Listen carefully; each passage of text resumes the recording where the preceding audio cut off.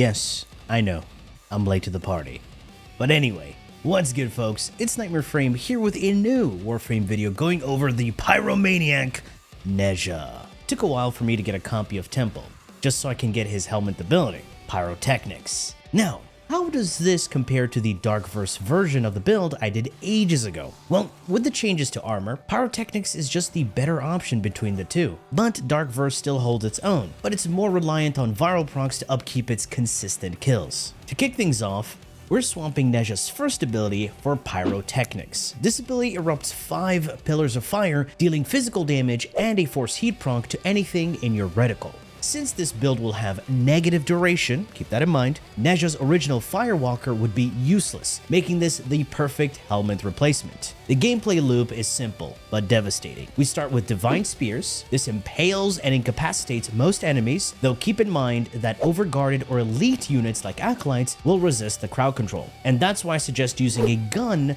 of your preference to take down those Acolytes, especially someone like Violence, who can silence you. Normally you'd wait for the spears to expire, but we're using the Divine Retribution Augment. This causes any status effect applied to one speared enemy to spread to all others. When the spears retract, all affected enemies take expedited status damage, multiplied by the Augment's power, which also happens to scale with strength modifiers. By tanking our duration, the spears retract almost instantly, forcing all of the burst damage to happen in one massive explosion. So, activate spears, cast Pyrotechnics, and just watch the world burn. To push the damage further, we're running Archon Vitality. This doubles our heat procs, effectively squaring our damage output. Another great thing to know is that if speared enemies are in a large group somewhat close to one another, the flame pillars will overlap on each other, applying more heat procs, which in turn will increase the overall damage output. Disclaimer: there is a weird delay bug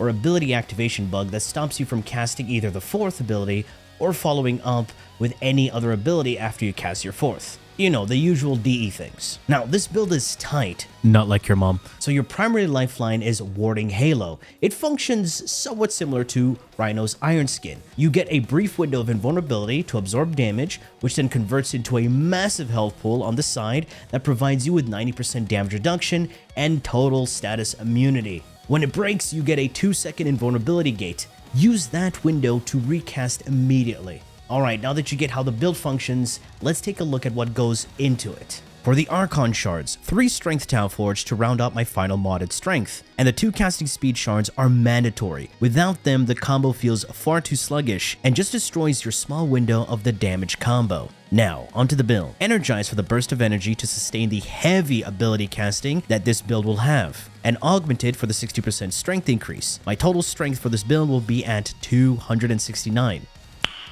Nice. In the aura, I will have Corrosive Ejection, great to have against armored units, and it's a passive damage increase against anything within a 50-meter radius. Controlled Slide in the Exilus, this augment gives me strength and disables NEZHA's slippery passive. The Augment Divine Retribution for the 4th ability. This augment needs a lot of range, so I'll be pumping it with Archon Stretch. This will be procced by our companion. I'll show you after. A rank 4 overextended to leave me with 10% additional strength while sacrificing a 2-meter loss. And finally, Augur Reach to round off my range to a total of 250%. This gives my Divine Spears a range of 35 meters and Pyrotechnics a reach of 62 meters. Now, onto the strength. I will add Umbral Intensify and Transient Fortitude, so now our modded strength value is at 209%. And Transient not only gives me strength but lowers my duration. If you were paying attention earlier, this is a negative duration build. And to lower the duration even further, I will add a max ranked Fleeting Expertise, giving me 60% efficiency and lowering my duration all the way down to 13%, giving my Divine Spears an uptime of 1.5 seconds, so you have to be fast with your ability casting.